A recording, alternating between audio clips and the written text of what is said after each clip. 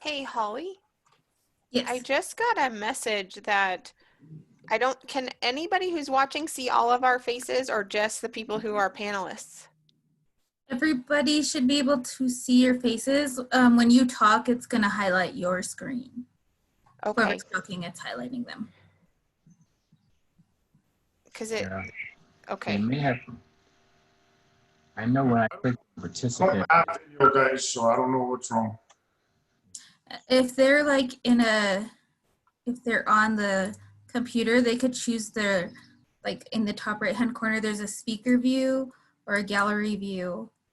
And gallery view allows them to see everyone. So when you switch it to share the agenda, you don't hide our faces, right? No, so it shares the agenda page and then whoever's speaking shows up in the corner. So it doesn't show everyone, but it just shows who's talking. Okay, council, it's 7 o'clock. Thank you. I call the meeting to order. Would everyone please stand for the Pledge of Allegiance? Pledge allegiance to the flag of the United States of America and to the republic for which we stand, one nation, under God, indivisible, with liberty and justice for all. No. All righty. So Can you stop my video? up next we have roll call. Ms. Martinez, would you like to take roll call? Yes, sir. Mayor Coleman? Here.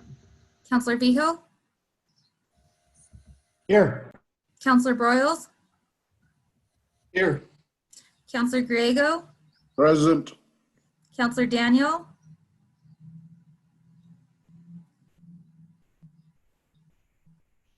He's on mute. Here. Sorry. Councilor Carson? Here. Councilor Hensley? Here. All councilors present and a quorum has been declared. Thank you, Ms. Martinez. Up next, we have the agenda approval. I move to approve the agenda. Second. Okay, we have a motion and a second. Any further discussion? Ms. Martinez, will you take the vote, please? Yes, sir. Mayor Coleman? Yes. Councilor Vijo? Yes. Councilor Broyles? Yes. Councilor Griego? Yes. Councilor Daniel? Yes. Councilor Carson? Yes. Councilor Hensley? Here. Okay, The motion carried unanimously. thank you. Up next on our agenda, we have citizen comments. This is the segment of the agenda to where we allow our citizens to make comments. We do ask that you keep your comments to a 3-minute limit. If you're still talking within those 3 minutes, I will politely ask you to stop, and then we move on to the next person who's listed on the list of speakers to speak. Tonight, so far, I have 2 names of people who would like to speak, Shanae and Amanda Pearson. Holly, would you give them instructions so we can make sure we identify if there are any other people who would like to make any comments? Yes, sir. So if anybody is on the meeting and you would like to speak, if you're on the meeting via the Zoom application on a computer, you can hover your cursor over the application window and it'll reveal a toolbar at the bottom of the screen. At the bottom, there should be find the raise your hand button. So if you click that, it'll raise your hand for us. If you're calling in on a phone, you can raise your hand by pressing *9. And that'll raise your hand for us. So I don't see anybody on the phone or anything, but I do see the 2 that submitted comment cards in the meeting. So let me know who you want to let in first. Okay. So and then at this point, if anybody else on Zoom wanted to speak, they need to raise their hand now. Is that correct? absolutely, that's exactly what I was about to say. And Ms. Martinez, can you identify if anyone raised their hand from your end so I can put them on my list? I do not see anybody with their hand raised. Excuse me, Mayor. Yes. Yes, Councilor Carson? Hey, I just wanted to let you guys know that my video for some reason is just black. So I don't know. I don't have it off. I just wanted you guys to know that. Okay. All right. So everybody, Councilor Carson's video is black, but he's still here. We can hear him. So we'll just continue to move forward like we're doing right now. Thank you, Councilor Carson. Okay. So Ms. Martinez, will you let Shanae in, please? Yes, sir. Good evening, everyone. Can you hear me? Yes. Awesome. Okay, so hi, Mayor Coleman, Council and City Manager. It's nice to see y'all. So my comment tonight is simply stated that I think saying nothing is saying something.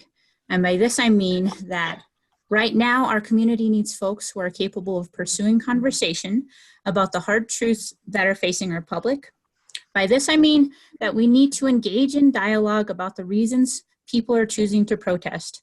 Our community has people on both ends of the spectrum practicing their right of free speech, and this level of interest is not something that comes easily. So I encourage you as our city representatives to see this as an opportunity to educate.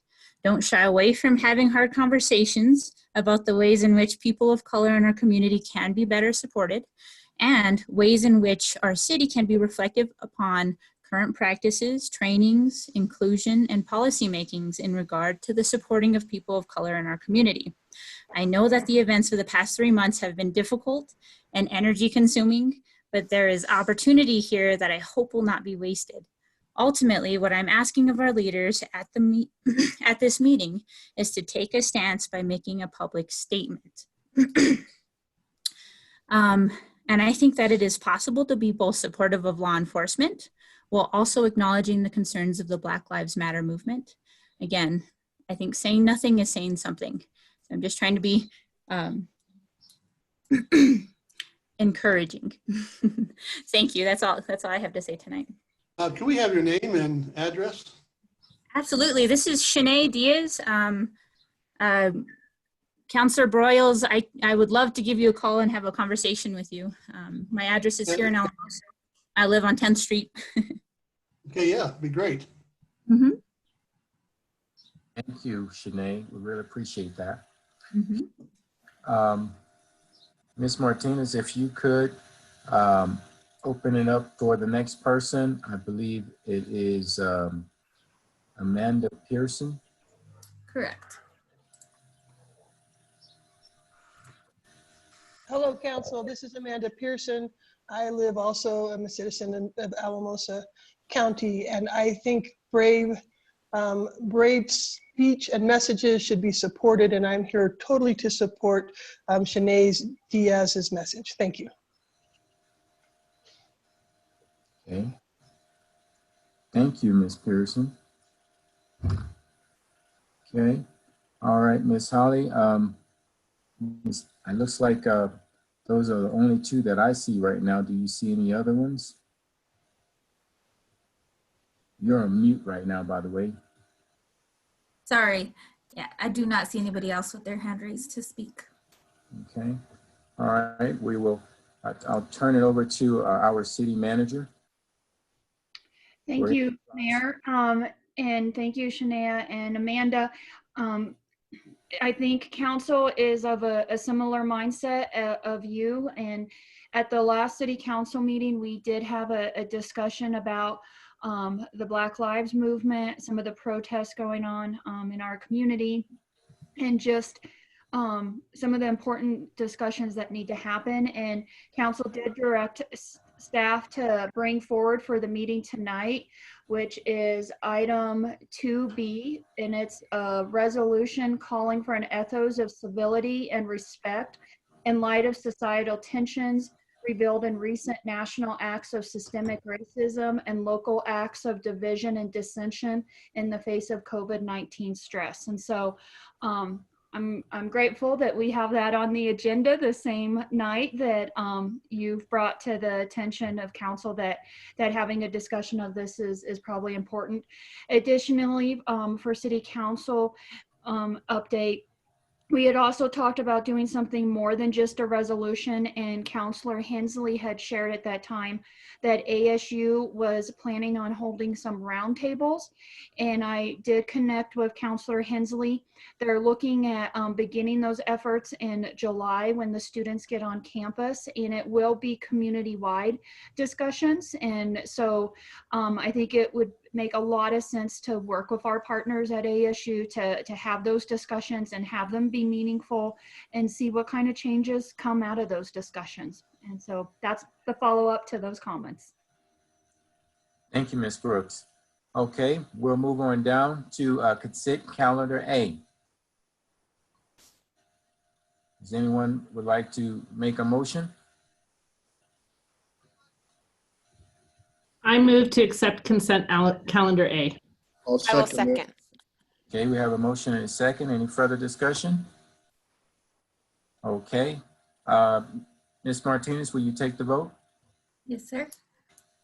Counselor Hensley, Yes. Counselor Carson, Yes. Counselor Griego, Yes. Counselor Daniel, Yes. Counselor Broyles, Yes. Counselor Behill, Yes. Mayor Coleman. Yes. The motion carried unanimously. Okay, that brings us down to the next item on our agenda, regular business brought forward by city staff, Public Works, first reading of ordinance number 14-2020. I believe we have Harry on the line. Harry, are you there? I am. Now, can you hear me? How's that? Yeah. Okay. Thank you, Mr. Mayor. Good evening, welcome. Council. This is the first reading of ordinance number 14-2020, an ordinance amending section 16-21 and adding new sections 16-25 through 29 of the Code of Ordinances for the City of Alamosa to prohibit placing the removal of snow and ice in the public right-of-way and on public property. The city and the citizens have been experiencing problem from a lack of clear rules regarding the dumping of snow that has been from businesses and private property, particularly in a large snowstorm. With more and more people owning snowplows and snow blowers, there's been an increase of snow being moved from private property and into the streets. It's not uncommon for the residents or business owners to remove the snow from their sidewalks and driveways and push it into the driving lanes. A lot of times this follows after the city has finished plowing the streets, which results in icing or mounds of ice that creates sheets of ice and safety hazards. Another issue we experience is piling of snow in a right-of-way at the corners of driveways, along with the intersections. You know, it impedes some of the signage, individuals pulling out of their driveways.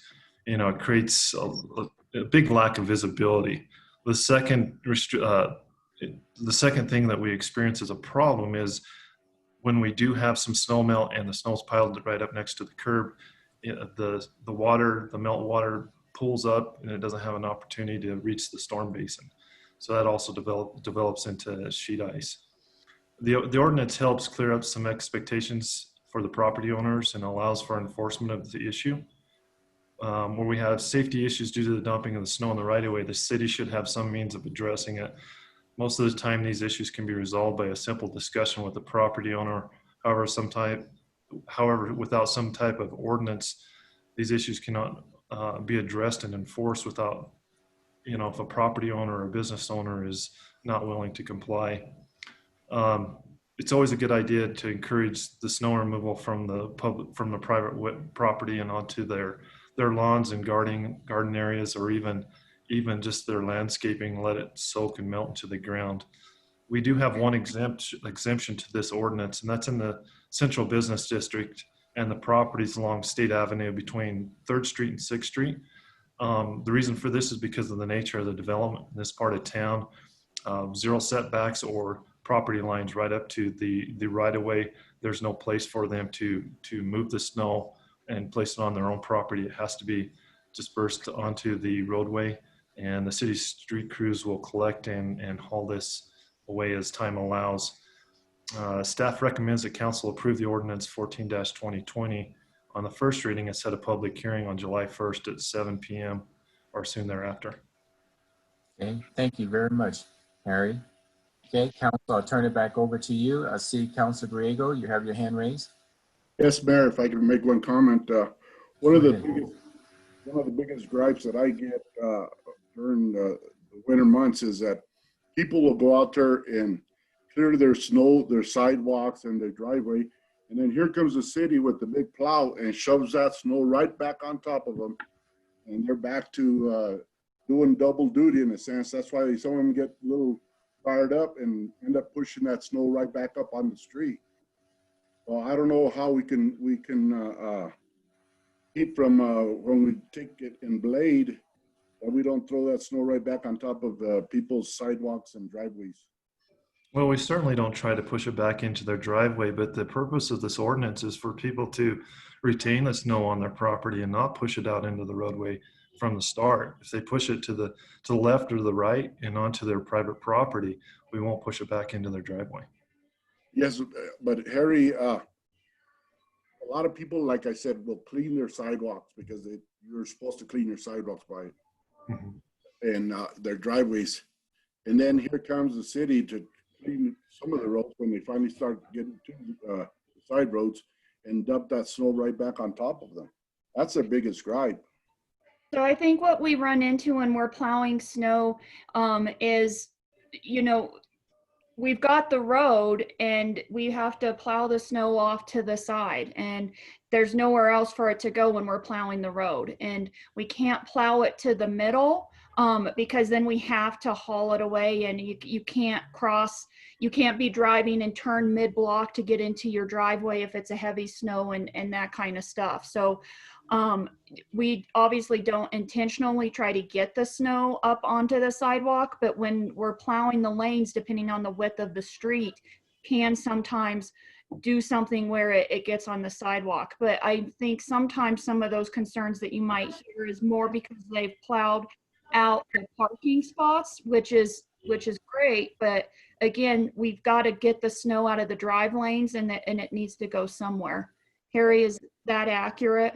That's correct. And typically we only plow the drive lanes, and we try to store the snow in between the drive lane and where the vehicles actually park. You know, typically, unless we get a big snowstorm, that's still a small amount of snow that most vehicles can drive over and on out.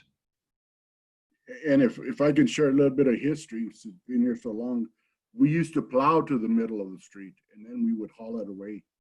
And now I don't know why we don't do that. I guess we don't have the manpower or what. We would rent big dump trucks from everybody and we would plow to the middle, take it out of there. And I guess we're not going to do that anymore, city manager.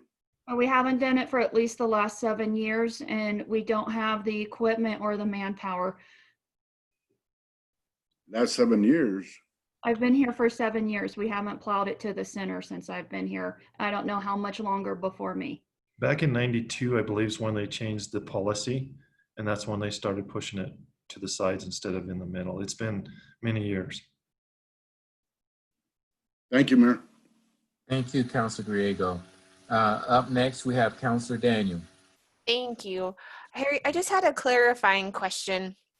So absolutely, I get in our driveway, we need to push it to our sides and stay on our property. What about that part like that is in the road, like to get into our driveways? Do we still push that to both sides and have the step, or is that like entrance that is still on the roadway though, not our driveway? Is that need to be on our property too? No, that's part of the public right of way. That can be that snow can remain within there. You can push it left or right. It's the private property snow that we're looking not to compound the problem with. Okay, great. Thank you so much for that clarification. And Harry, I just want to make sure, I want to ask this question. So if I'm a private property owner and I have sidewalks in front of my house and I plow the sidewalk, I'm supposed to put that snow on my property. Is that correct? Yes, the best practice is just push it back onto your property. You know, hopefully help support your lawn during the winter as well. But if they'll turn their blade and plow it inward instead of outward, It helps retain the snow on their property, but it also doesn't compound the problem if they're parking on the street. They're not pushing it into the street in the curb line where we're trying to move the snow melt. Okay, thank you. Okay.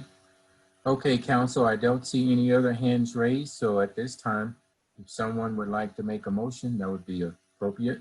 Councilor Daniel? Thank you, Mayor. I move that we approve the ordinance on first reading and set it for a public hearing on July 1st, 2020 at 7 p.m. or as soon thereafter as the matter may be heard. I'll second. We have a motion and a second. Any further discussion? Okay, Ms. Martinez, will you please take the vote? Counselor Hensley, Yes. Counselor Carson, Yes. Counselor Daniel, Yes. Counselor Broyles, Yes. Counselor Griego, No. Counselor Vigil, Yes. Mayor Coleman. Yes. The motion carried 6-1 with Counselor Griego casting the no vote. Okay, thank you. We'll move on down the agenda to the item number 2A, first reading of ordinance number 15-2020. Thank you, Mayor. This is an intergovernmental agreement with Alamosa County and the town of Hooper related to the state distribution of almost $1.4 million in CARES Act. The federal government passed their CARES Act funding and made allocations to entities and states and direct distributions to communities over 500,000. The state has decided to pass through some of its funds to those communities that are smaller than 500,000, which is a majority of our Colorado communities. They are going to utilize DOLA and that process that DOLA uses for their grants as a way to get those distributions out, as well as approval for those expenses. In order to access that funding, we do have to have an agreement with the county. They don't want a lot of people competing or fighting over those funds. So they want within each county to have one agreement on how those funds would be distributed. So we did have a meeting with the county administrator, Gigi Dennis, and their finance director, Ronnie Wisdom, and Judy and myself. And we discussed what we thought our expenses were, what we anticipate them to be, and what we thought would be an appropriate split for that nearly $1.4 million. And given that this is a health pandemic and that these funds can only be used for COVID-related expenses, we cannot use it to supplement our revenue from losses of sales tax or other items that were previously budgeted. It can only be for COVID expenses. So given that this is a health pandemic, we felt that a fair distribution would be a 60-40 split, with the county receiving 60%. That would also include the portion that would be allocated for Hooper, and it would also cover their expenses related to COVID for the jail, social services, and the health department, the county health department, and the extra expenses we expect there. These funds do need to be used by December 30th. The deadline for us to get this IGA turned into the state and to opt in into getting these funds is July 7th. So this is a fairly timely situation because our second reading would hopefully be at the first meeting in July in order to meet that deadline. If we do a 40-60 split, that gives to the city of Alamosa about $562,403. And we anticipate up to this point that we've had about 250 in expenses. So we're definitely covering our expenses and yet still having some funds to carry us through to December if we have some more. Okay, thank you, Ms. Brooks. Okay, do we have any comments to Ms. Brooks? If so, raise your hand. Okay, Counselor Daniel. Thank you, Mayor. So Heather, when we look at this CARES funding, can it also be spent on, so I know our next item is the potential loan thing. Can we use this for that and use to pay for the ones we've already spent as well? Yes, we can, but since it's a loan, we will be getting the money back, which means Okay. we either need to reinvest that money into other COVID appropriate expenses or return it to DOLA. What we need to do though, is to research, because our deadline for when we expect payments is going to be after the December. So we need to look at potentially structuring things a certain way. But that is an option for us to use it for that as well. And could this be the 25%? Could this cover the 25% from FEMA as well? Yes. Okay, thank you. And since that plan was so expensive, we are still pursuing FEMA reimbursement if we need to do that. That way it frees up a little bit more of this money to be able to cover other expenses while still covering that 25%. Well, I don't see any other hands raised, so it would be a good time to make a motion if someone would like to do so. I'll go ahead, Mayor, and make a motion that we pass on first reading ordinance number 15-2020 and set it for a public hearing on July 1st at 7 o'clock or soon thereafter. Second. We have a motion and a second. Any further discussion? Okay, Ms. Martinez, will you take the vote, please? Yes, sir. Councilor Behill, Yes. Mayor Coleman, Yes. Councilor Griego, Yes. Councilor Broyles, Yes.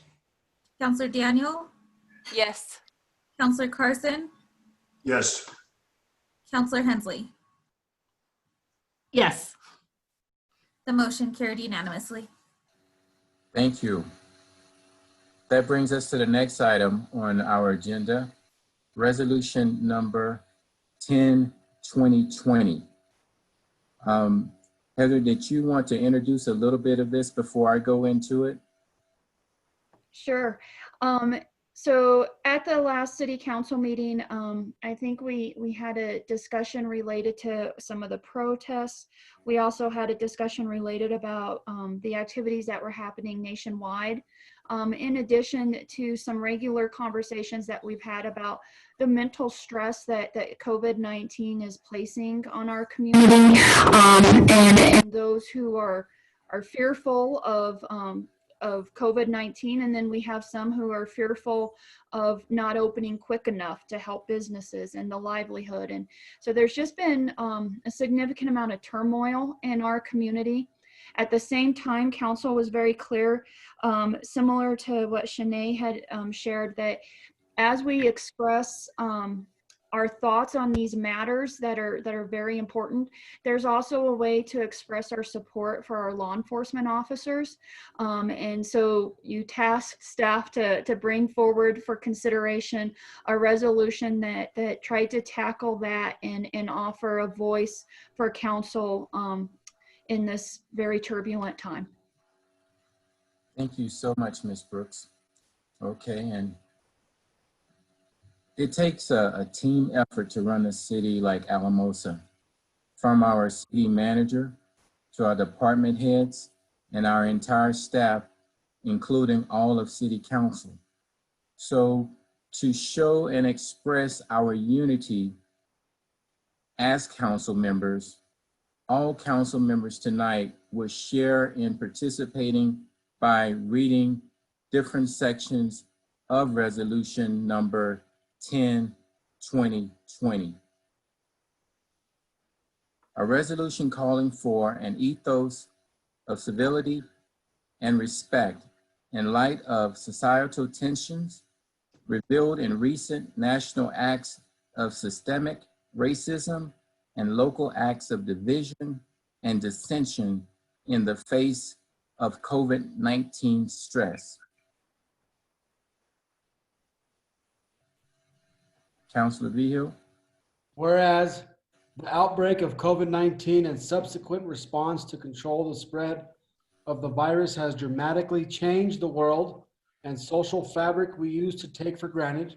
And whereas the fear of the virus has left many isolated and alone, struggling to cope in an environment without support or the normal human interaction. that can keep one grounded. And whereas, as people fear for their health and the health of their loved ones, the fear is magnified due to confusion as more is learned about the virus and information seems to change. Whereas, as many have struggled to keep their jobs or business, the fear and isolation become overwhelming oftentimes, resulting in extreme emotions and behavior. And whereas our community has struggled with this fear and desire to return to normal, we have seen divides open up and neighbors turning against neighbors.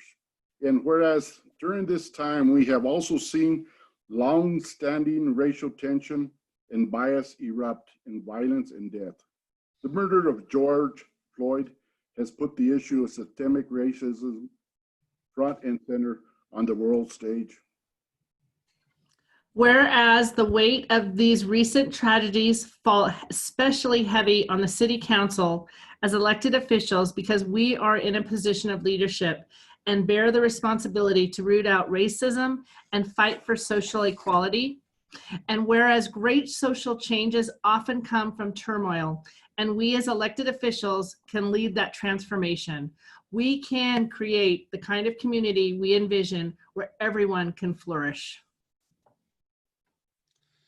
Therefore, be it a resolution by the City Council of the City of Alamosa, Colorado, that we as leaders will work to achieve fundamental change to break the system of inequality and oppression that has tarnished our nation. This is a call to remember that all residents love Alamosa, and we all want the same thing, which is to have our loved ones safe from the virus and our economy healthy. As we struggle through this balancing act, an ethos of civility and respect is the way to bring those holding differing opinions together for healing. Alamosa stands in solidarity with our Hispanic community, our Black community, with those who protest in peace, and with those taking a stand for change. Systemic racism is far-reaching in society and goes beyond policing. We affirm our commitment of support for the professional officers and staff who serve Alamosa, and we will work with them to develop any new policies to reflect ideals that value all people. We thank our officers who during this time have provided the utmost level of professional service to Alamosa and strive daily to eliminate systemic racism and bias from their interactions. We are the ones who can forge real change in our own community. As we rebuild from the pandemic, we can create a new foundation that replaces white supremacy and racism with an unalloyed respect for human rights. Passed and adopted, signed and approved this 17th day of June 2020.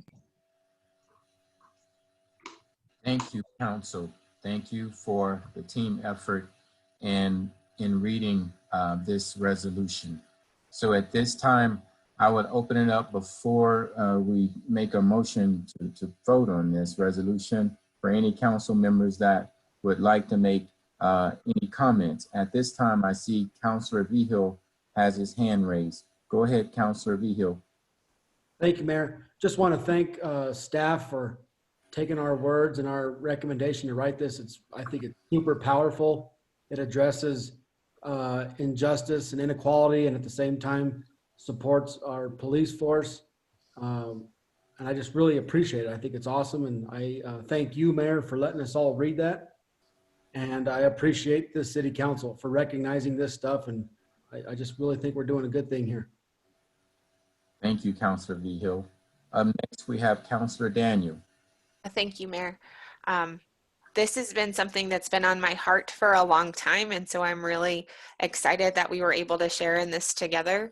I think it can be really difficult when we live our values every day and we think that we're walking the talk that we have And it's always a great reminder, and I really appreciate what Shanae said earlier, but it's always a great reminder that we have to say something, even if we think we're living this in our values every day. We have to say that these things are not okay. We have to say that we're going to do something different and we're going to be part of the solution. And we have to live that and walk that talk too. And so I'm just really, really excited to be a part of this council and this team to make that happen. I'm also really excited to be a part of the conversations that we're going to have in our community. We're going to hear some hard things. We're going to hear about things that did not go the way that they should. And we're going to hear awesome stories about things that went the way they should and that went even better than they had thought that they would go. We've had so many struggles in our community, and talking about protesting peacefully and being a part of solutions and conversations is so valuable as we are going through this and walking through this together. I also feel like it is absolutely necessary that our police force and our community hears that we support them, and we do have a great police force. And absolutely, we need to make sure that we keep it that way. And absolutely, do we need to make sure that things keep going the way that they're going. But we have a good team. Could we all be better? Absolutely. But I think we have to stand up and say what's working just as much as we have to stand up and say what's not. And so I really appreciate doing this, and I really appreciate the conversations we're all going to be a part of. So thank you.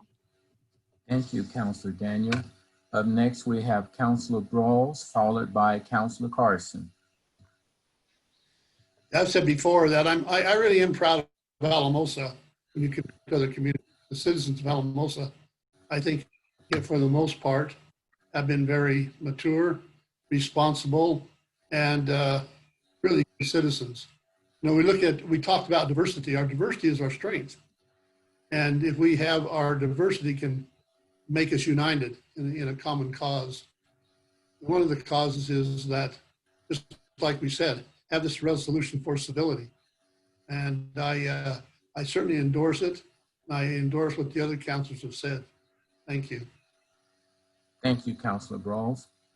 Councilor Hensley, looks like you're next. Councilor Carson, looks like you may have put your hand down, but right now, looks like I have Councilor Hensley and then Councilor Griego.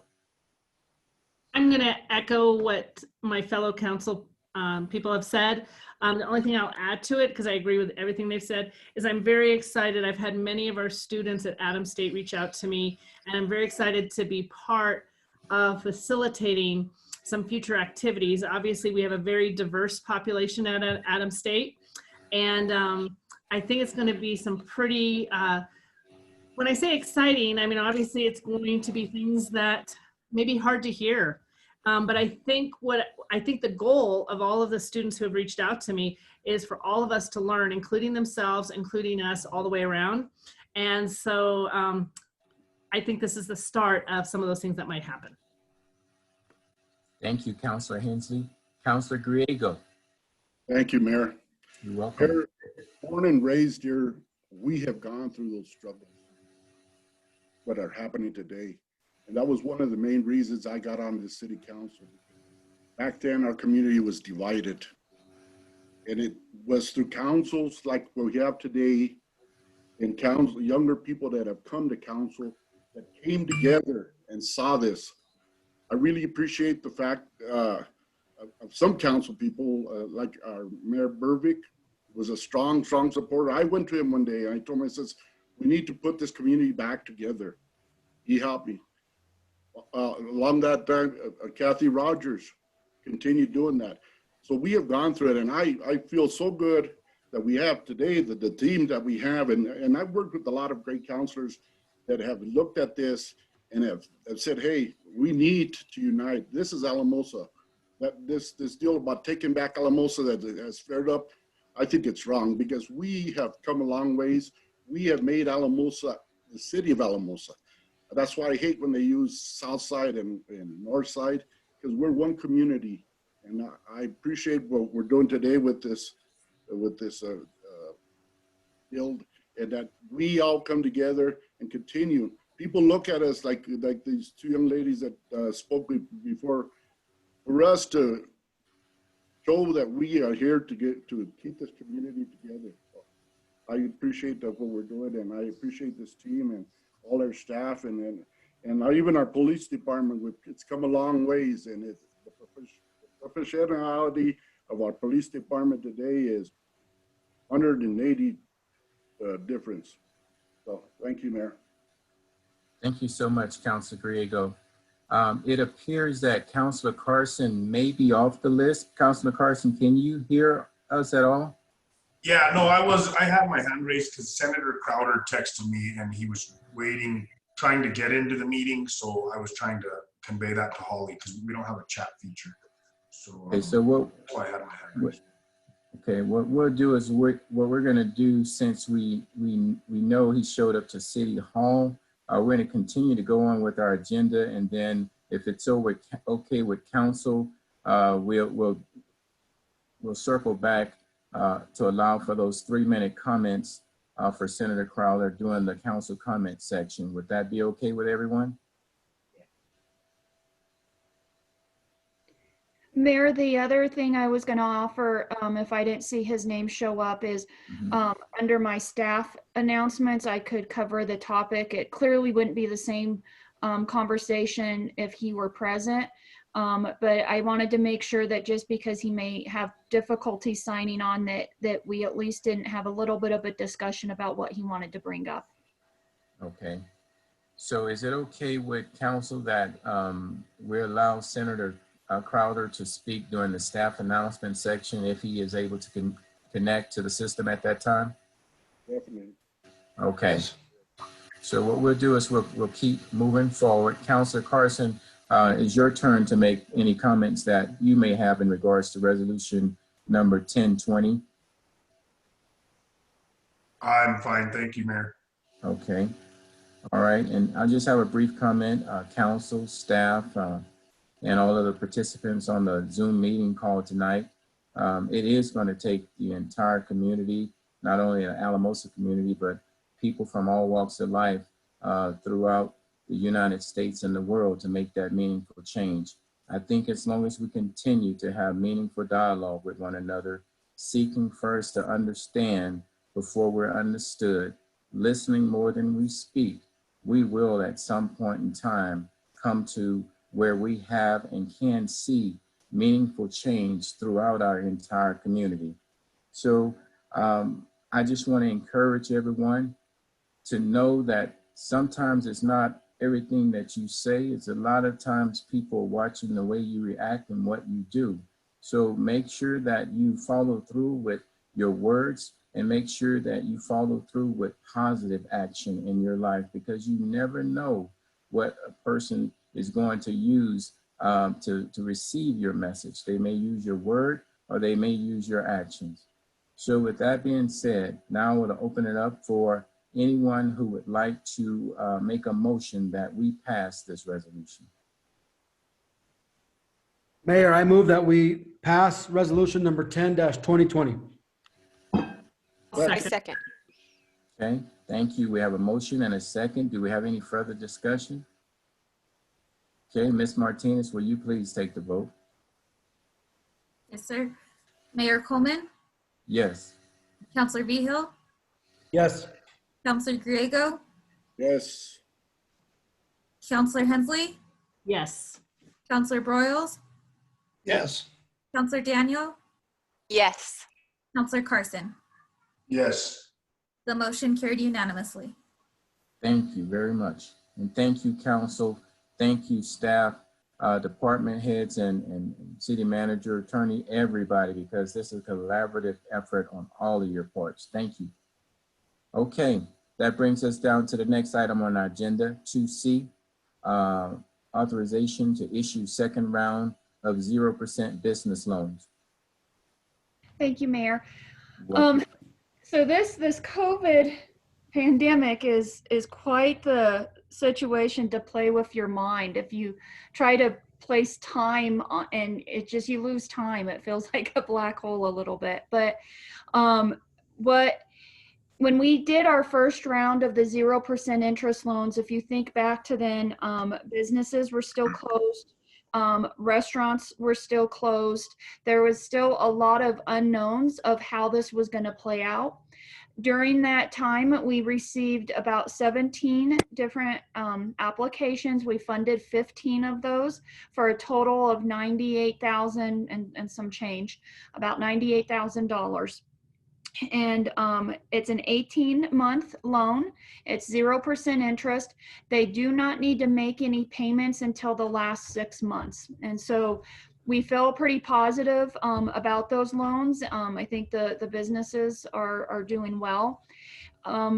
But that was our first round. Since that time, we have had some discussions with different businesses that maybe didn't take advantage of that first round. Some of the reason might be that they simply just didn't know what to expect, and they didn't even think they might be able to open their doors again, so they didn't want to take a loan, and because they didn't know how long the closures were going to last. Now that we've seen some movement, we've seen some openings, we've seen a little bit more on what the economy is going to do and what to expect. I think some of those businesses are still in need, but they at least can understand if they should take out the loan and if they would be able to pay it back. And the other thing that we've heard is there's some types of businesses where the economy might have changed since then. So for example, some contractors, maybe we're seeing a boom in the beginning, but now that state projects and federal projects are getting cut, now they're starting to see less projects and less work coming in. And so we feel, just as this evolves, that there may be some businesses that did not take advantage of it the first time around, and our commitment remains in that if it's a couple $1,000s that will prevent a business from closing, and we can do it through a 0% loan and recoup that funding back after 18 months, that it seems like it might be worth it for our businesses. Thank you, Ms. Brooks. Appreciate that. Okay. Do we have any comments by any council members? If not, at this time, we can accept the motion. Well, I think try to help businesses as much as we can. Thank you. Thank you, Councilor Bowles. Councilor, I'd make a motion. Approve that. okay. How much are we talking about? 100,000? So that would be the cumulative for the second round. So the individual loans would be much less. Some of them might just be a couple thousand. The individual loan would not exceed 20,000, but it would cumulatively not exceed 100,000. Thank you, Ms. Brooks.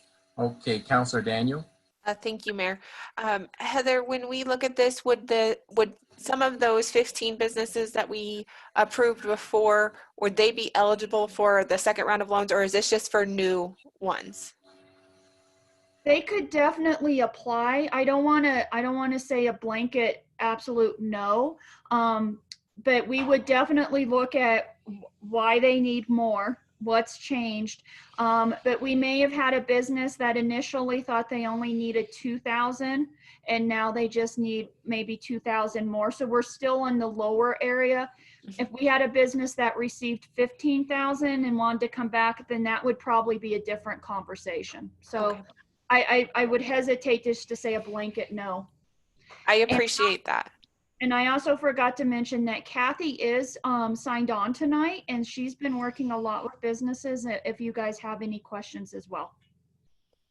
Thank you. I appreciate the consideration. Hello, Kathy.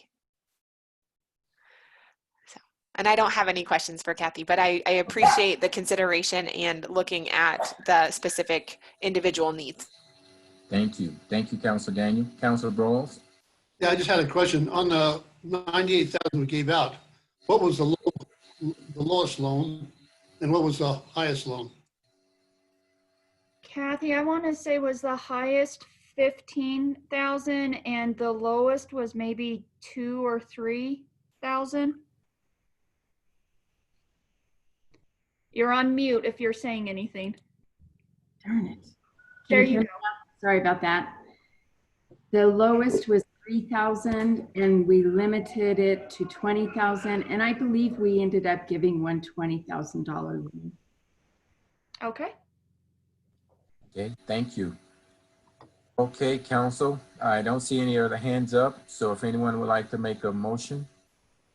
I thought David did. Yeah, I'd like to make a motion to approve Okay, up to $100,000. okay, we have a motion and a second. Any further discussion? I would like to, at this time, thank Ms.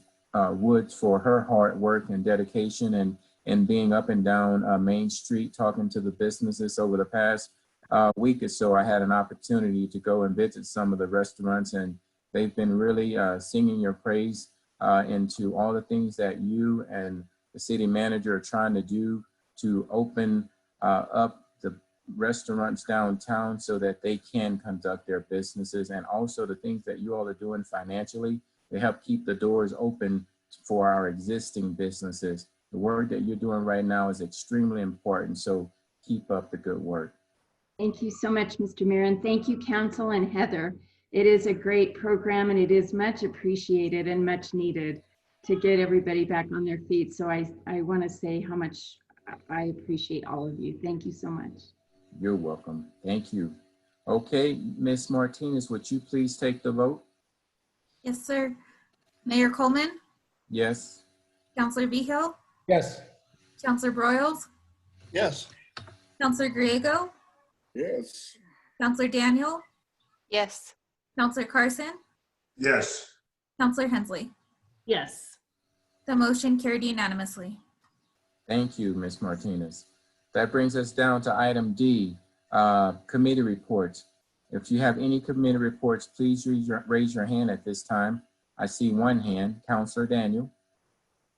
Thank you, Mayor. I attended the lead policy meeting on Monday. They are doing some excellent work, really working to make sure we can get any of our data questions answered, looking at ways to sustain the program.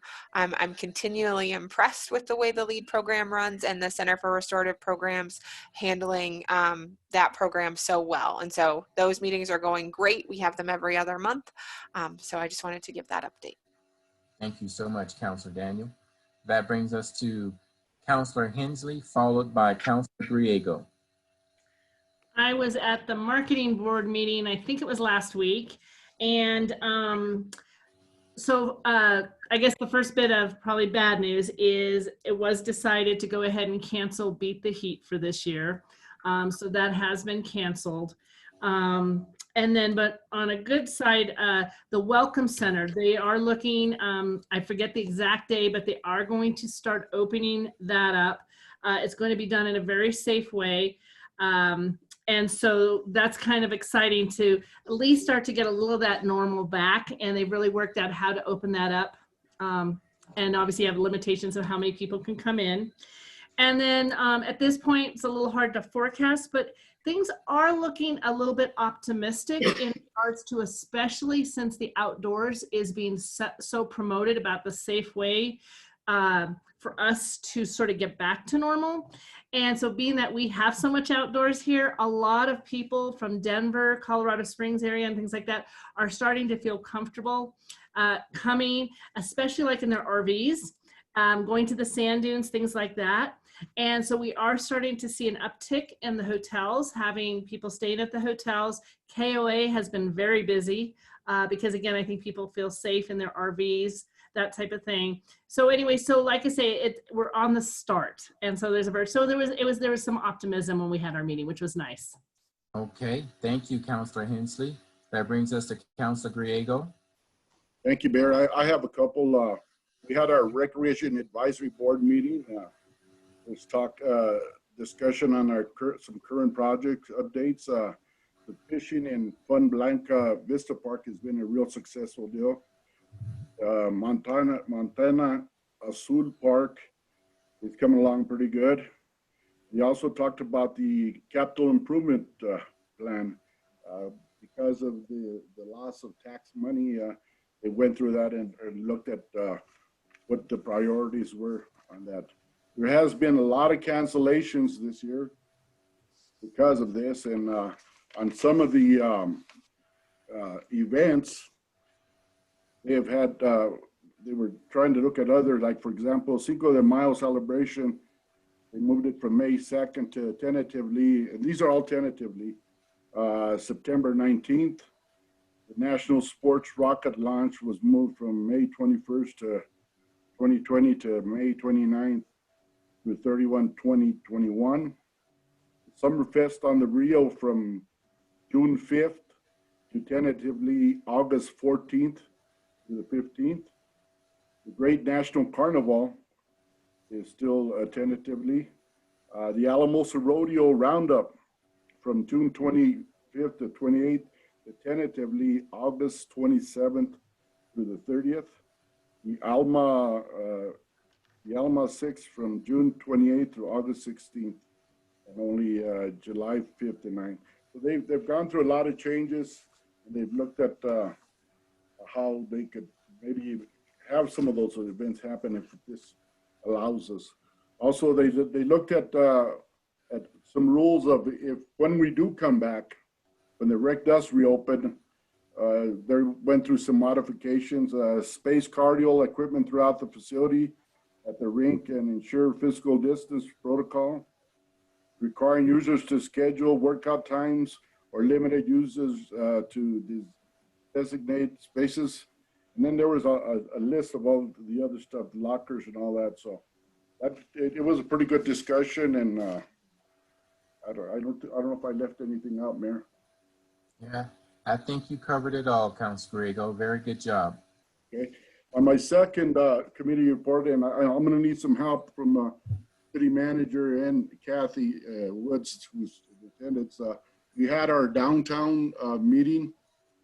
It started a little slow, but people finally showed up. It's hard to get away, and especially when you're trying to pay attention to your business, break for a meeting. But Kathy gave us some updates on how businesses downtown are coming along. And I don't know if you want to say some other stuff, Ms. Woods, I had to leave early on that meeting, so I don't know if you heard, and I don't know if Heather wants to say something during staff reports or whatever. So. Thank you, Charlie. You didn't miss anything. We ended the meeting just about the time you left, but everybody was able to kind of express their thoughts about downtown and what was going on. Lots of questions were asked. We did go down the road for a couple of restaurants at least to enable them to take advantage of the outdoor seating. Restaurants are hard hit, you know, and not being able to open up to full capacity, really, some of them are wondering if it's even worth opening until they can.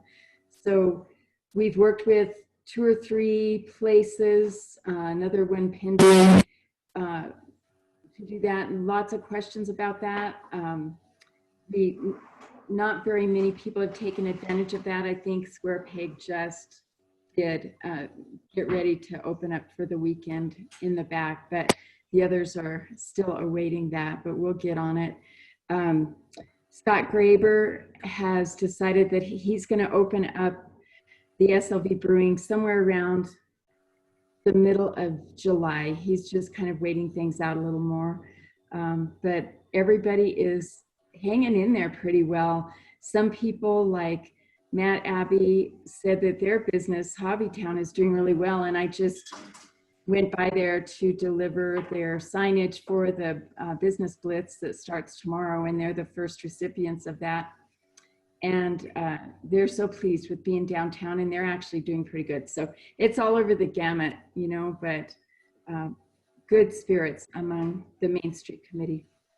We also use this meeting to have some of our staff attend to put a face to who the businesses can contact. So Harry and Deacon attended. So for businesses wanting to know if they're going to pull a building permit, or if they want to put different signage out, or if they want to put stuff out on the sidewalk, who do they call? What does that process look like?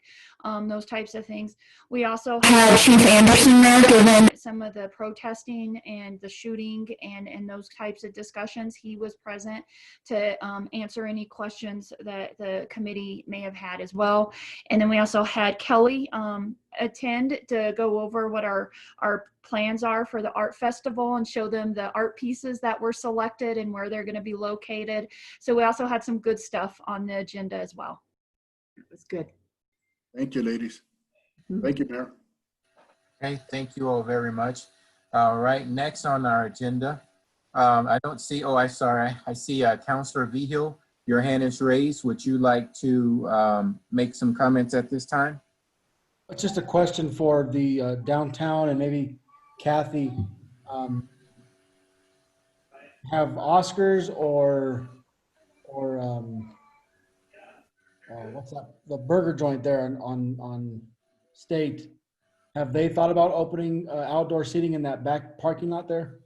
My understanding is, so I did talk to the Ruby Slipper, and they just don't, they're just gonna, they were very positive, but they just said they're gonna really work hard and just keep it to the inside. They didn't think that that back part was aesthetically pleasing, and they weren't interested, but they were offered. And I have yet to be able to catch Oscars. I really need to do that tomorrow to make sure that they're aware of it, but we're very well prepared to create that space or help them create that space if they desire to do so.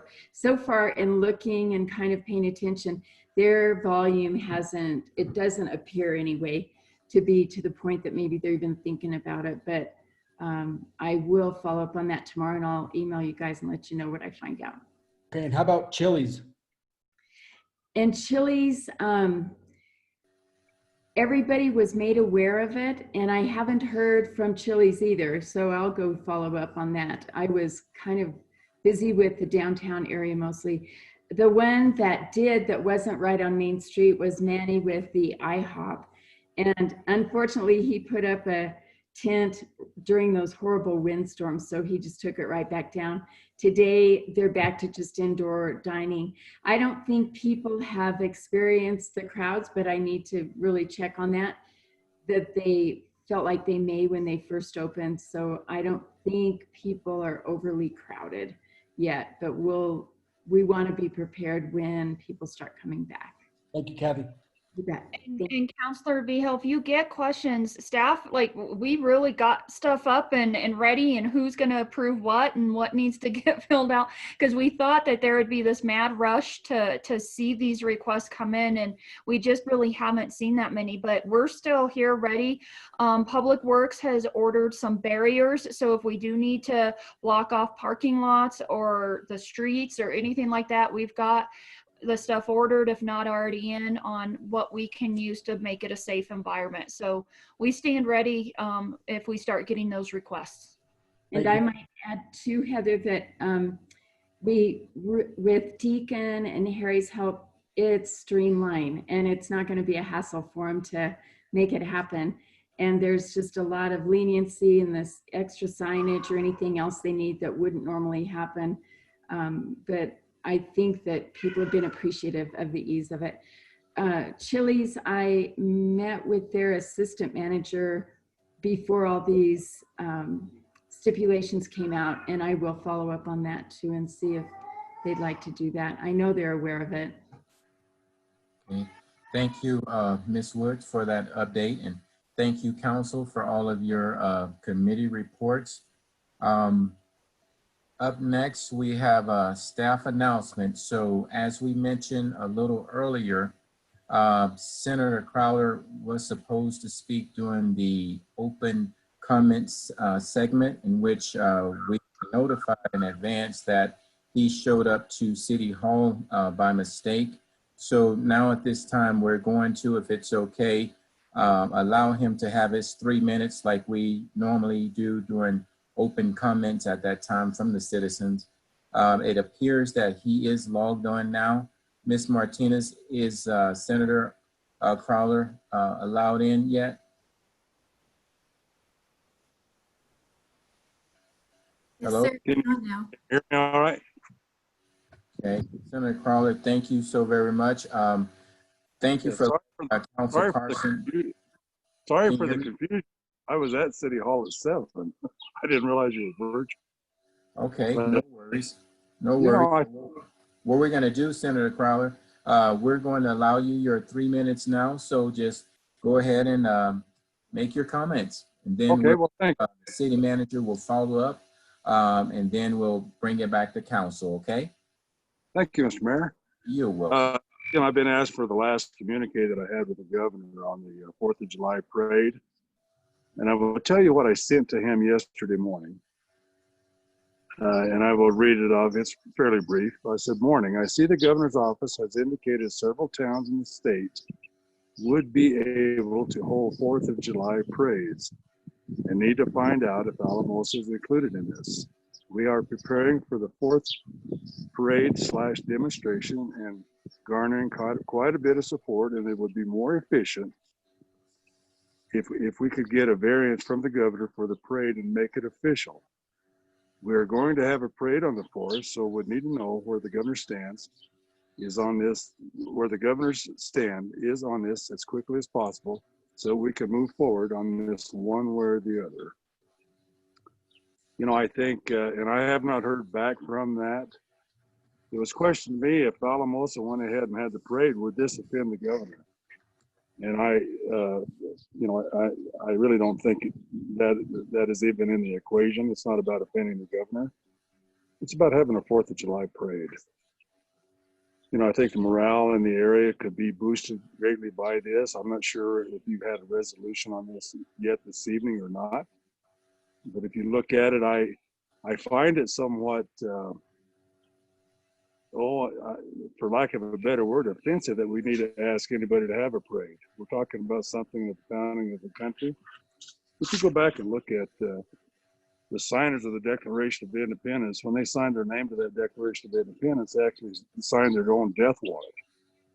And I'm a pretty firm believer with my veteran background that we should actually, you know, pay honor and homage to this country for the birth of this nation and the celebration of the 4th of July.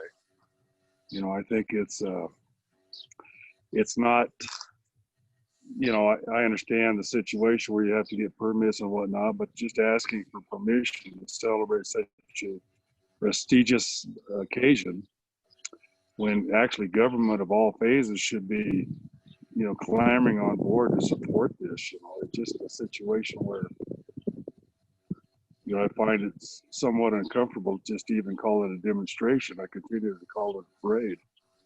I made a lot of phone calls yesterday to various officials in Alamosa, including you, Mr. Mayor, and called the sheriff, the police chief, Chamber of Commerce, and several other entities. And it was not to ask permission to do this, but to notify them that this is the intent of the people in the area would like to have this. And more of a courtesy call than anything.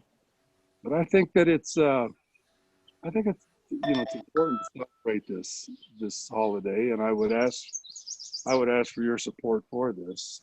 But I think you know, and I've even had calls from other towns on this particular issue.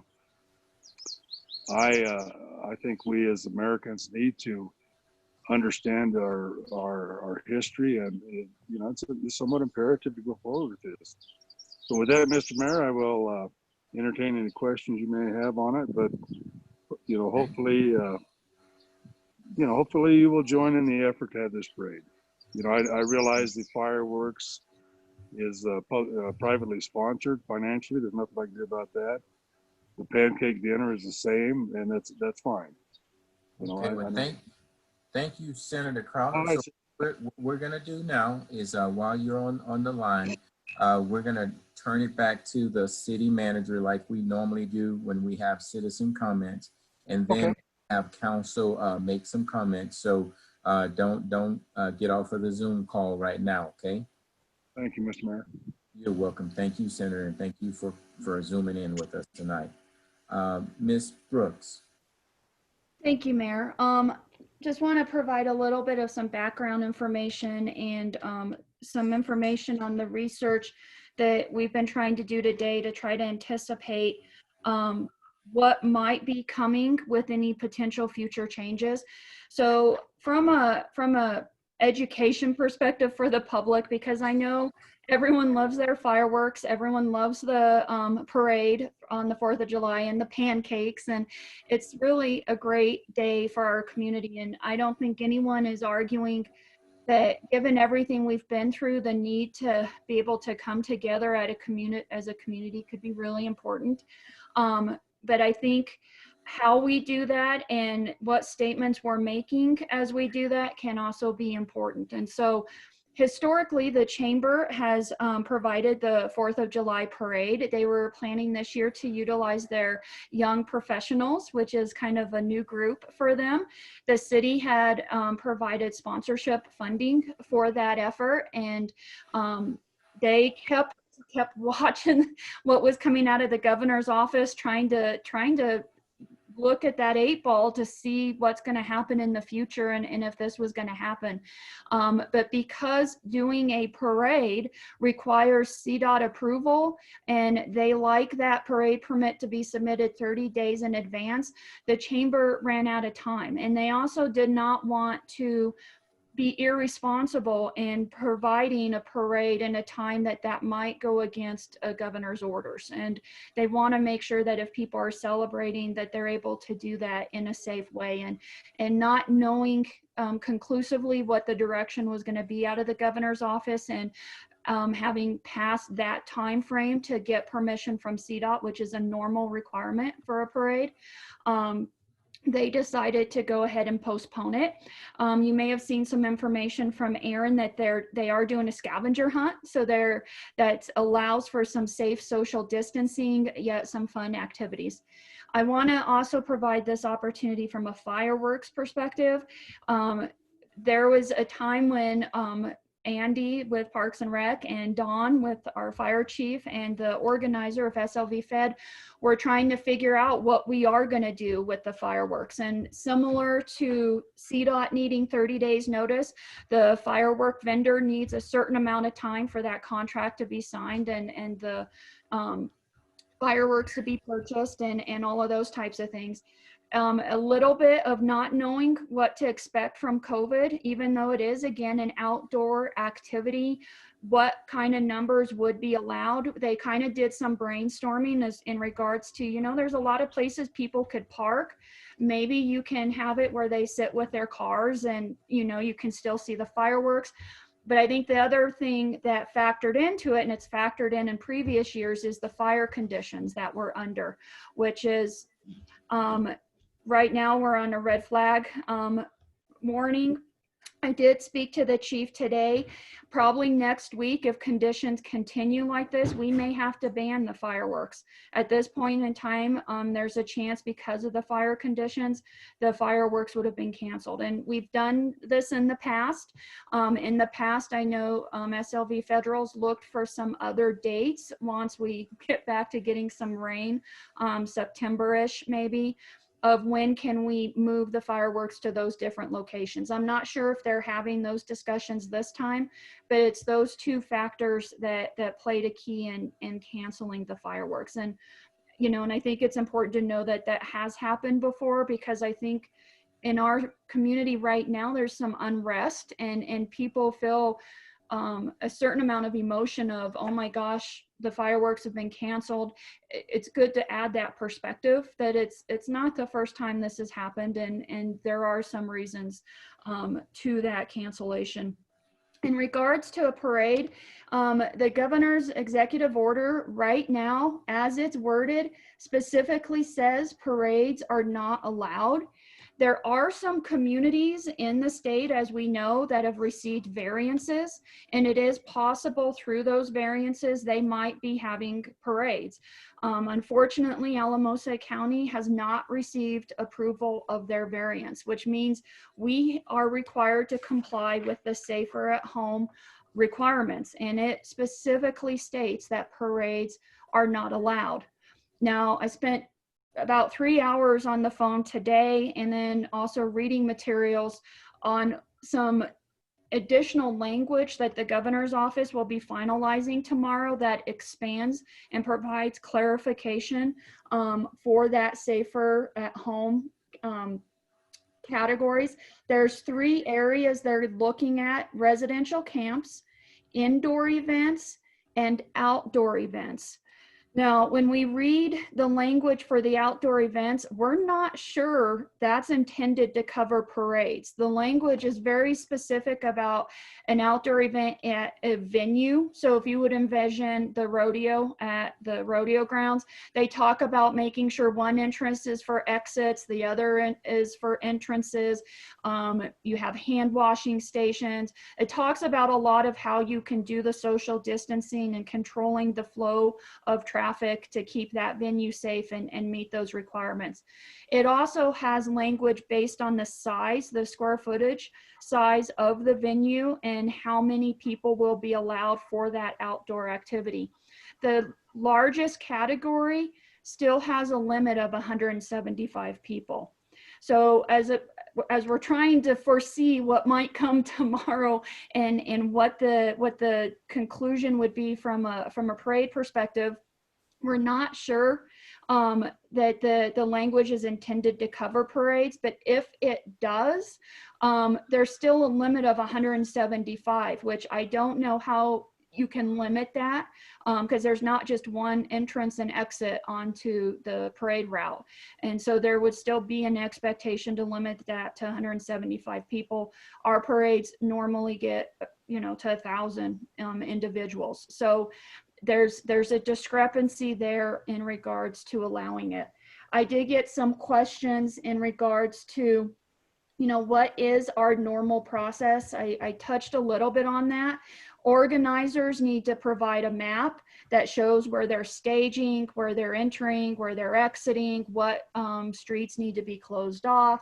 They need to have proof of liability insurance. I'm not sure if this group has received liability insurance. And then the most important, because this is a state highway, is approval from CDOT. To my knowledge, I don't believe a permit has been filled out. We're definitely outside that window that CDOT has of 30 days in order to request this. Now, what I can tell you, the other question that's been raised is, if council wanted to say, you know what, we don't care about CDOT and we don't care that this is a violation of the governor's order, we still want to vote and have the city issue a permit. Yes, you can do that. I would say let's still try to maybe get the liability insurance and a little bit coordination from this group. You can do that, and the question is, what are the consequences? And I think we wanted to do a little bit of research on that. I've reached out to CML. Eric's also reached out to his city attorney listserv to see if there's any direction on that. And in all honesty, there is information that probably legally can the governor withhold our CARES funding. There's probably a good chance he can't. There's nothing that people can find that legally says they would be able to do that. But the biggest thing that I walked away from these discussions and this research is that it's an unknown. We don't know what the governor might do. The governor could decide, while it may not be a financial hit, he could decide to make an example out of us of not enforcing what is an executive order and is clear.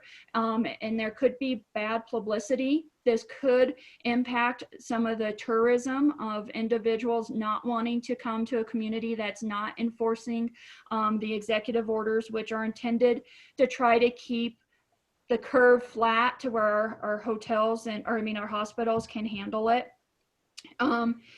Could it impact his perception on approving a variance or not? I don't know.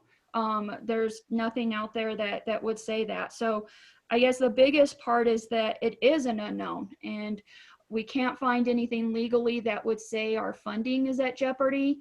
So it looks like that would be safe. We're not sure how the governor would handle the situation. And with that, I'll turn it over to council. Okay, thank you, Ms. Brooks. So at this time, I am going to start calling on the council members who have their hands raised. So the first hand that I see raised is Councilor Rawls. I guess my concern is the contradiction. So we can have a peaceful protest, but we can't have a peaceful parade. Well, and I want to clarify, we are not approving the protest. They're technically not allowed, but because there are constitutional questions related to it, we are deciding not to escalate those situations and become a test case for a constitutional argument. So they are not approved and they're not okay per the public health orders. And I think that creates confusion because we're not closing them down, but that's very intentional. So we're not escalating the situation and we're not getting into a constitutional argument. Well, you know, I'd like to see something positive in our community. We've had enough negative. And I see no problem having a parade to help raise morale, along with the fireworks. You know, we got a great police department. I don't think it's that dangerous to have fireworks. And I just think we're an extraordinary year. We have had a lot of negative news. And I think that taking our chances having a parade and also having fireworks is a positive. And I don't think that it's going to affect tourism if the governor happens to criticize us. I think that people appreciate the fact that we're moving forward and doing something positive for our community. And I'm sorry if I wasn't clear, there is no option of fireworks. That time frame to secure that contract and do the fireworks has passed. So I want to make sure we have clarity on that. Okay, thank you, Councilor Brawls. I have Councilor Daniel, followed by Councilor Griego. Thank you, Mayor. So I am on not the opposite spectrum of Councilor Broyles in that we need something positive in our community, because absolutely we do, but I am on the opposite spectrum that I believe it needs to be a parade. I do not think I do not think us endorsing violating the state's public health order is appropriate. Coming from City Council, I do not think endorsing something that does not enforce the social distancing needs and the crowd control that we've been trying to have as we've been doing this is appropriate from a city perspective. I honestly believe that this is not a personal decision. I may or may not be totally fine going into a crowd of people as myself as an individual, but that is not my call right now. There is a public health order that is asking us to behave very differently. People's graduations got changed. We have changed everything in our country due to this pandemic. And absolutely, I 100% want to celebrate the 4th of July, and I want to celebrate the things in the way that we have, but we are not in the same time we were before. And I think us ignoring that and us not listening to the guidance that has been given to us, whether or not we personally agree with it or not, because that is not what is at issue here. It is part of what we've been told to do and part of what we need to enforce as community leaders. Again, walking that talk, right? And so I think it's time that we stand together and help people celebrate in ways that are endorsed and endorsable. And we help people get back to as much normal as possible within the restrictions that are there. It is hard and it is not a fun place to be, and it is challenging. And we are in this together and we need to figure out how to manage it together. So I would not be supportive of endorsing a parade from a city perspective. Thank you. Thank you, Councilor Daniel, followed by Councilor Griego. Thank you, Mayor. Thank you, Senator Crowder, for coming down and taking time to come and visit with us. I totally agree with you. The 4th of July is very, very important for our country. And I appreciate the fact that you're coming because you want to do something and keep legality in a sense, even though the governor's telling us we can't do that. Because I've talked to a lot of people and they're going to march for the 4th of July. And and if we can find a way to help them and do it somewhat legally, these people are going to march, and we're the representatives of these people. I've gotten a lot of calls saying that this is the most important day of our country and nobody's going to stop them. and they're gonna march. And all I tell them, I said, so if you're gonna march, just do it respectfully and safely. They say, you know, in the big cities, you get thousands and thousands of people out there marching and looting and stuff. We don't want to do that. We respect our country. We respect the city of Alamosa, and we're good. One way or another, we're going to march. And I'm just telling you that. And I really respect Senator Crowder coming out, at least to the elected officials, and telling them, hey, is there a way we can do this where we meet each other halfway and let's work together. We just talked about unity and stuff earlier. How can we work together? And I know, Heather, I totally agree with you that the governor might do this, do that, but there is a lot of communities out there that they're gonna march, and I just hope that you know, I hate to put that pressure on the police department again, but it's gonna happen, and hopefully we can find some way to work together to make sure that it's a peaceful deal. I know that they probably, if they would march, I would recommend they march on 4th Street instead of through a main highway, you know, and just, you know, so they can at least get the respect for the 4th of July, for the birthday of our country. So, thank you, Mayor. And Mayor, if I Thank you, can, Councilor Grego. Okay, Ms. Brooks. I want to make sure for those who are listening that my presentation was not to say we are going to prevent people from marching, because similar to the protest that was on Memorial Day weekend, the police department will work with those individuals, and we'll also have streets crews out to make sure that that protest is done in a safe manner, and that it gets done. But it's not condoned because they don't have a permit. And so that's the difference that is before council. And so from a city manager perspective, issuing a permit to me means that they've met the CDOT requirement and that it doesn't violate a governor's executive order. But if council wants me to overlook both of those items and issue a permit, then that's where I need there to be a vote. But otherwise, the protest can happen, and that's what we've already communicated to Senator Crowder, and the chief has been in contact with him on how that can happen in a safe manner. Thank you. Thank you, Ms. Brooks. That brings me now to Councilor Hensley, followed by Councilor Carson. So it's a tough situation, and I also, Senator Crowther, I thank you for coming to present to us.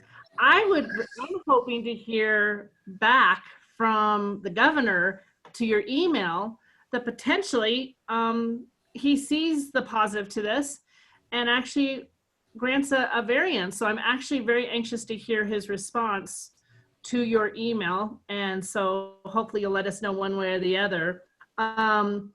But I have to say, I'm torn to do something that, again, sort of that idea, I may not agree with it. There's definitely laws and things that I don't necessarily agree with on a personal basis.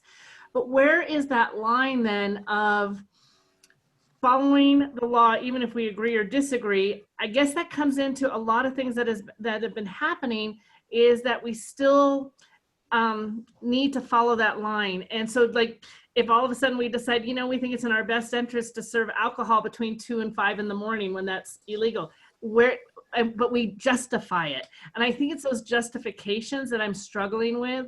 I'm not saying personally I don't see the importance and things like that, but I have a hard time because where is it that we stop then going over the line? And that's where I'm struggling with.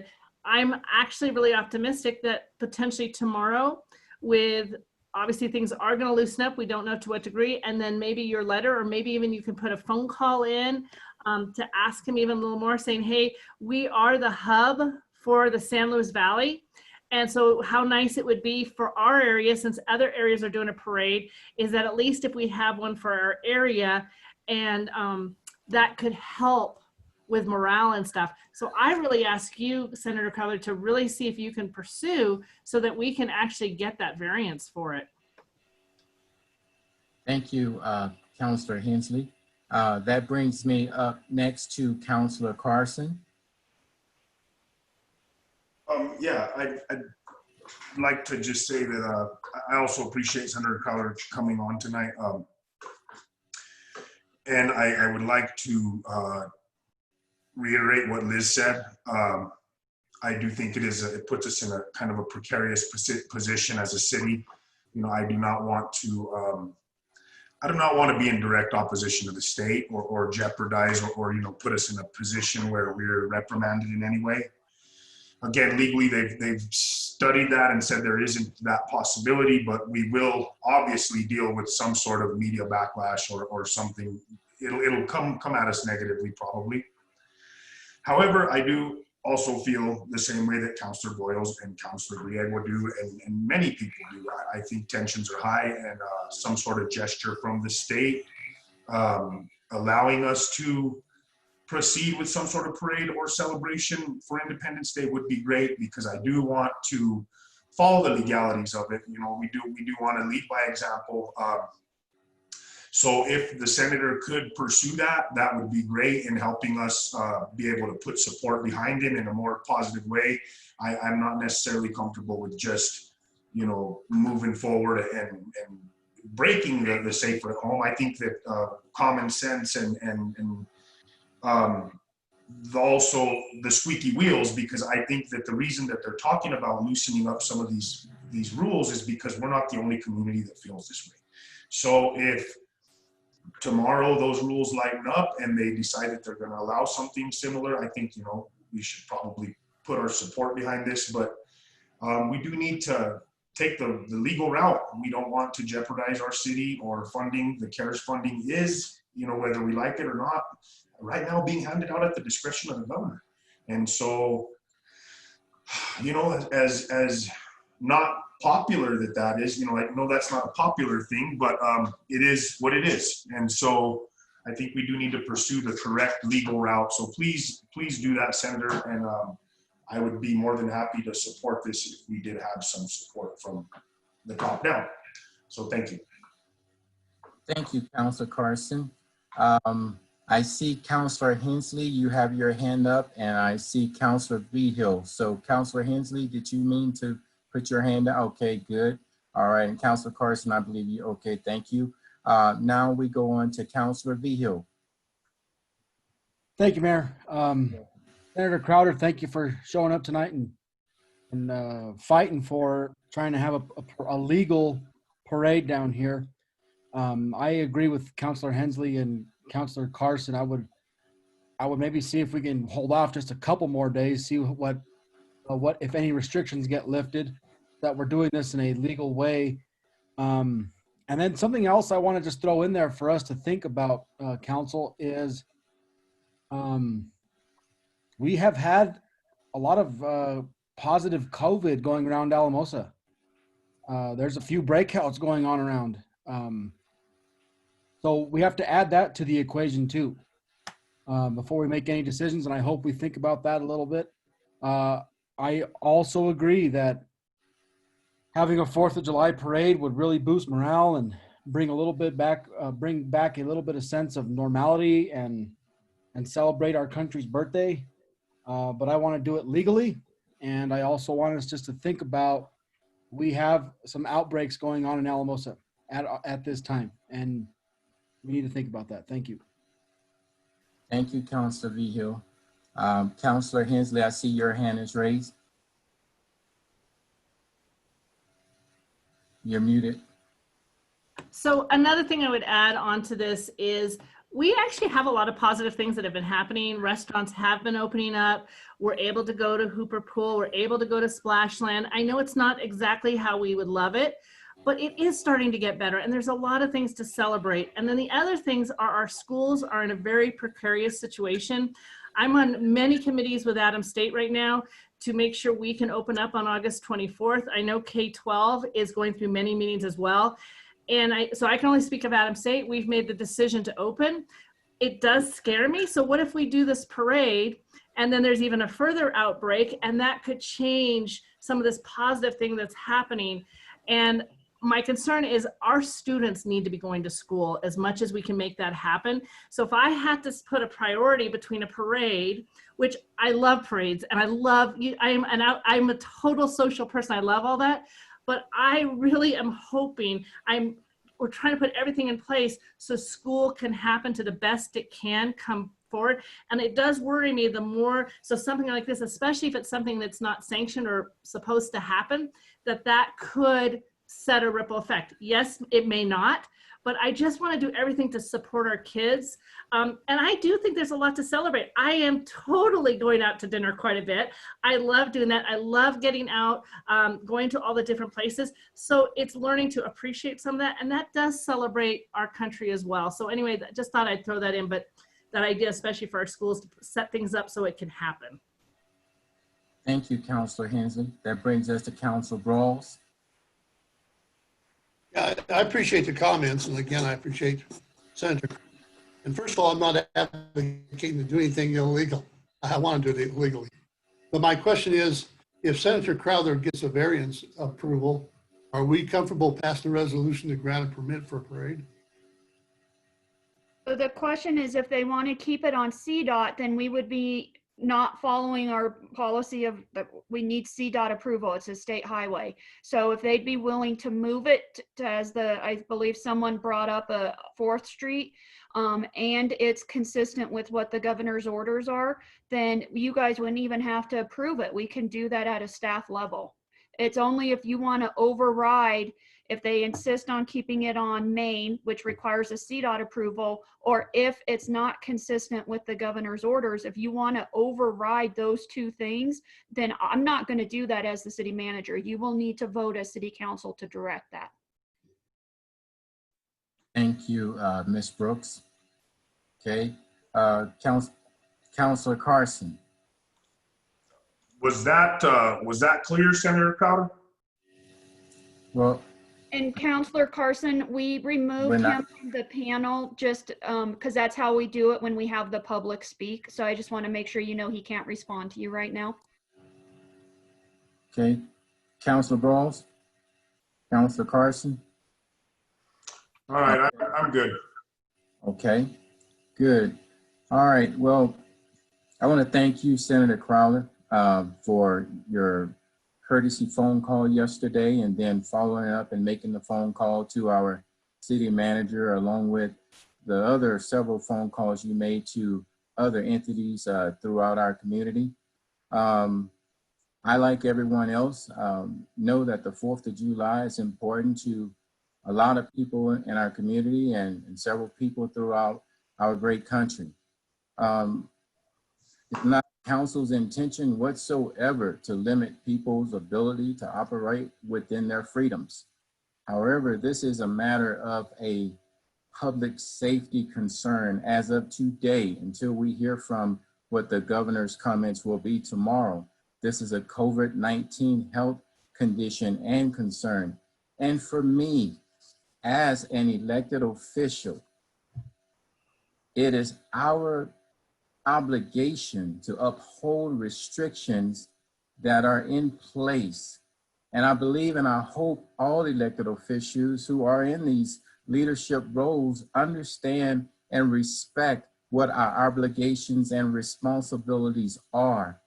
When we violate such restrictions, what can happen is we can create more public disruptions and public safety concerns. Now, I can assure you, and I can assure you with this 100%, every day I get phone calls from people from the right, people from the left, and several people from in between in regards to what is right anymore, what is allowed anymore. And what's happening is irresponsible officials in many cases are clouding the situations by pushing boundaries to where now a lot of people don't even know where the boundaries are anymore. So we have processes, we have procedures in place for a reason to ensure not just one parade is followed through properly, but all parades are treated equally. And as elected officials and as trusted advisors to our community and the people that we represent, I truly believe that at some point, we have to stand up to do what's right, what's just and fair under the conditions that we have at the time. However, Senator Crowder, if you reach out to the governor and he gives you that approval to move forward, our council is willing to try to see what we can do on our behalf to make things work.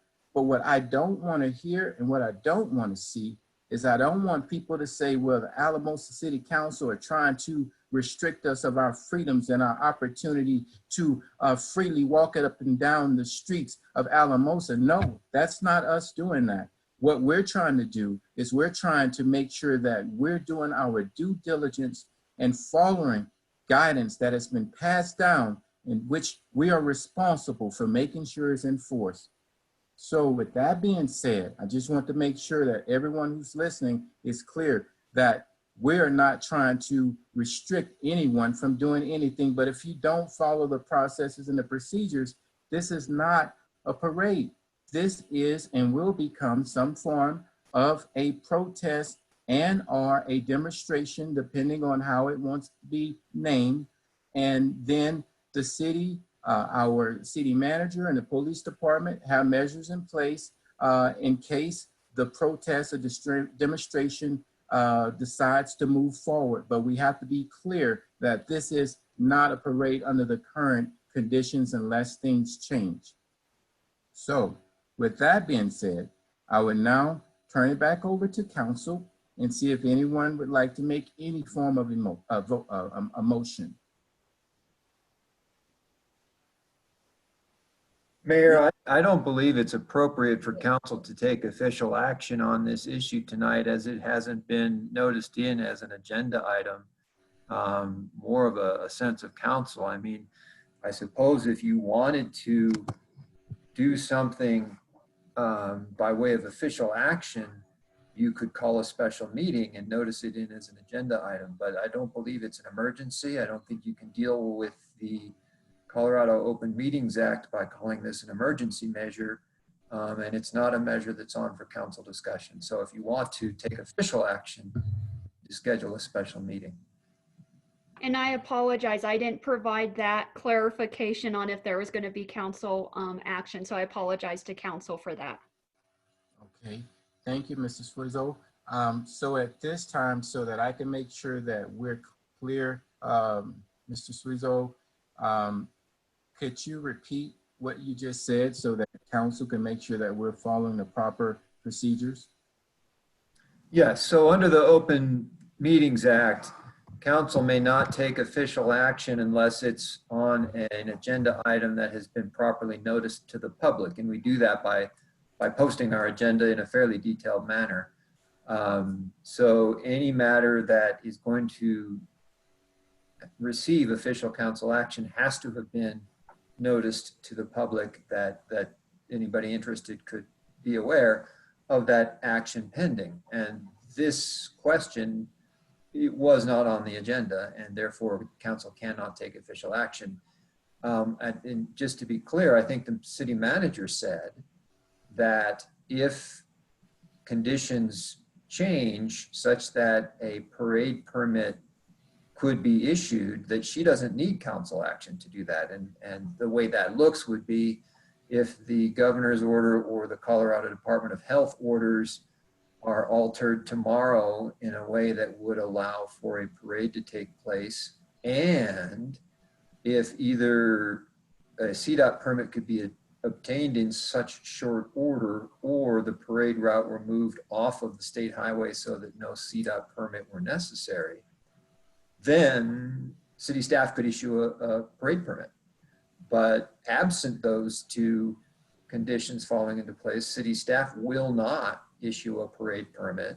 If council wants to override that action, something that the city attorney would not recommend, then council could call a special meeting, properly notice to the public to do that. So the question you put to the council tonight, Mayor, of if there's a motion to address that permit. Instead, maybe the question should be, is there interest in setting a special meeting before July 4th? Okay, council. So I have is a there, comment, Mayor. is there interest in setting a special meeting before July 4th? And Councilor Griego, I believe you have your hand up. Yeah, I had it up before you made that comment.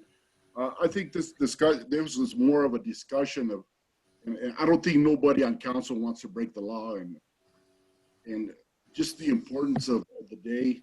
And I'd like to hear, I'd like to bring Senator Crowder back in so he can make some comments and see what we go for.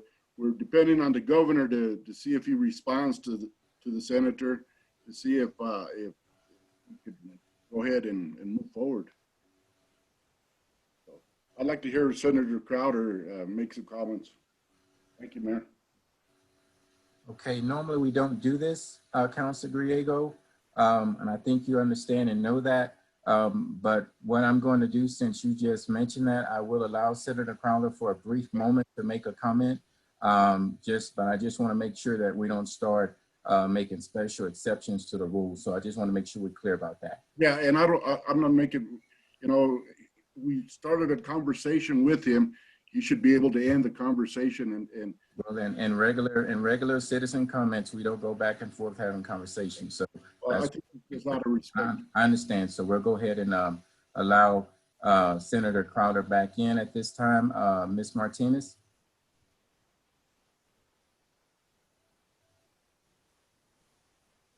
Muted. Thank you, Mr. Mayor.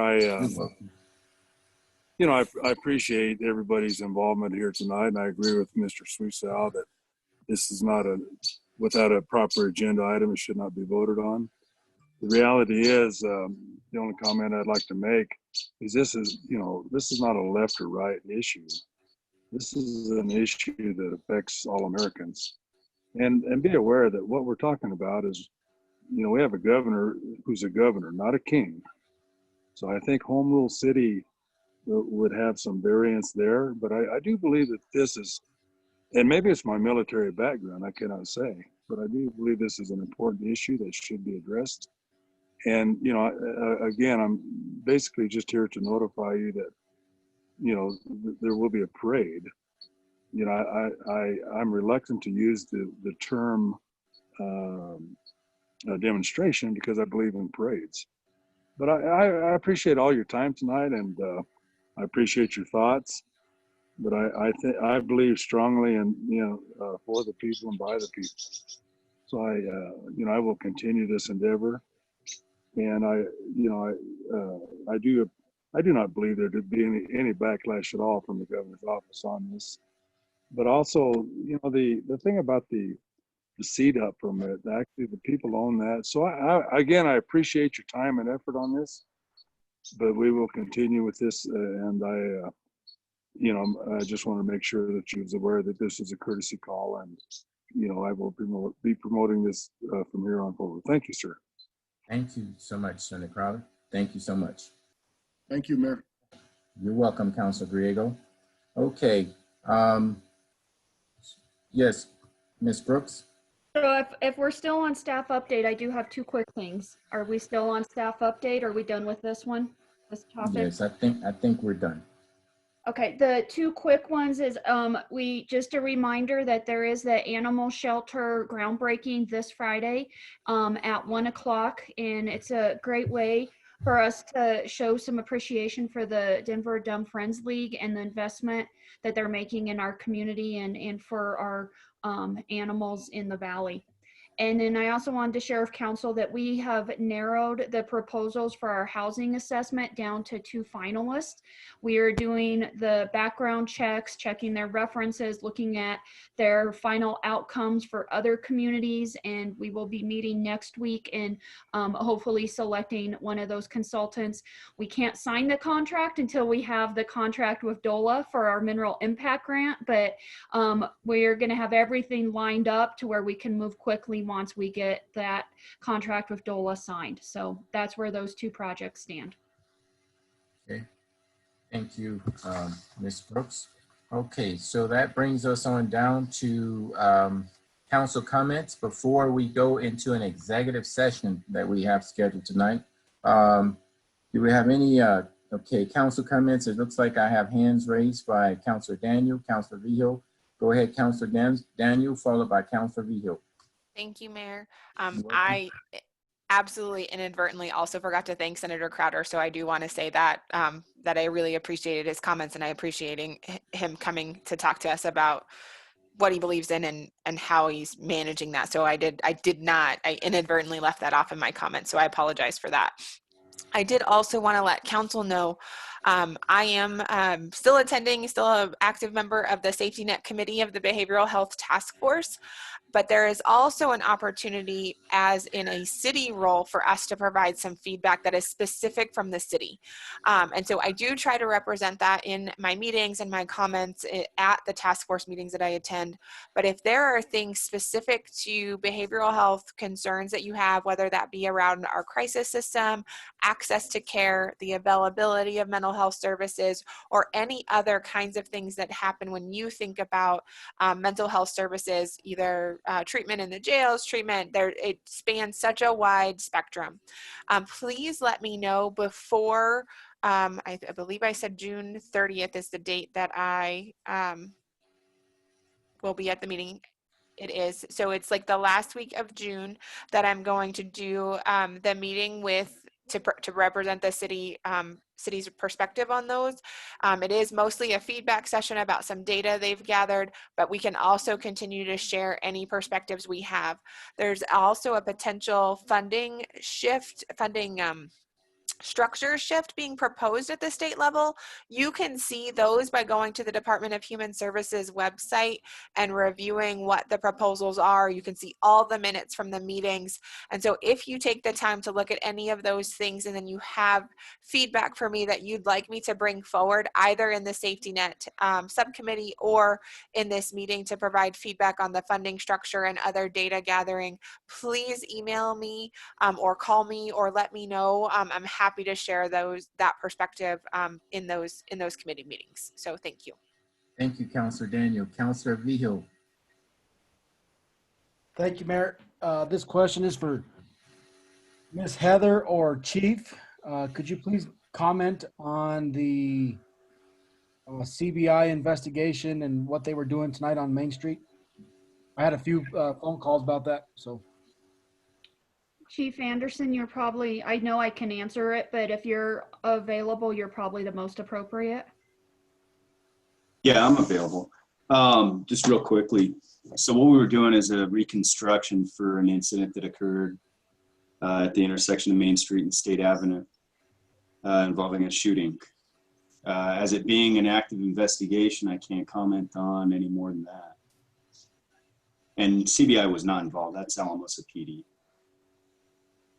Thank you, Chief. And did you choose that time because that was the time when it happened a few weeks ago? Yes, sir, we did. Thank you, sir. Yes, sir. Thank you, Councilor Vigil. That brings us up to Councilor Groves. I get asked all the time about what's allowable, what's not allowable.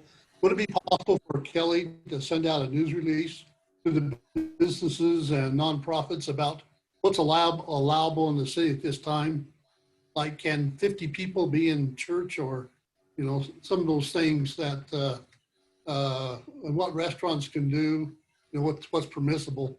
I think there's just a lot of confusion, and a news release would help our community. Yeah, so I think what we might want to do is wait until we get the final language on what the governor is getting ready to release, I believe tomorrow. So that way we can do some updates. It's also hard because I can tell you, I'm reading all of this and I still get turned around. So it's almost like information overload. So every time there has been updates, we've been sending it out. We also have them all on our website so people can actually go and read it. But it's really easy to get turned around, and there's so many changes that just one after another to keep track of. So we'll see if there's maybe an info graphic that maybe someone else has put together that helps, either a table or something like that, that helps make it a little bit easier, and we can help distribute that. Okay, thank you, Ms. Brooks. That brings us to Councilor Hensley. We're on counselor comments, right? Yes, we are. Okay, just want to make sure all of a sudden. Okay, so I just wanted to, next week is our CML meeting, and obviously it's kind of sad that we're not able to do it like we traditionally do. Gosh, we learned so much, and it's just a great, great event. But obviously it is our meeting, so my year as president will be done next year, or next week rather. And I just really want to thank all of you for the support. I have truly enjoyed being the president. Obviously, it required a lot more in the last 4 months than was probably normal or expected. But at the same time, I learned a lot, and it was great to advocate for municipalities. And I think it was great to represent Alamosa in so many ways, so many meetings with the governor, with senators, things like that, that I think made rural Colorado, represented rural Colorado in a good way. So anyway, but I just want to thank you for your support, and that as of next week, I'll be then the past president for the next year, and we'll be proud to do that as well. Thank you, Councilor. I'm impressed. Thank you, Councilor Hensley, and we want to thank you for your service as the president over the past year. You have represented our city extremely well. You were able to bring some different events to our community in your role there, which we greatly appreciate. Generate some additional economic impact at the time that it was here. And it also let people know about some of the great things that we have in our community, but not only in Alamosa, but throughout the San Luis Valley. So we thank you for being that fine representation of our community. Thank you.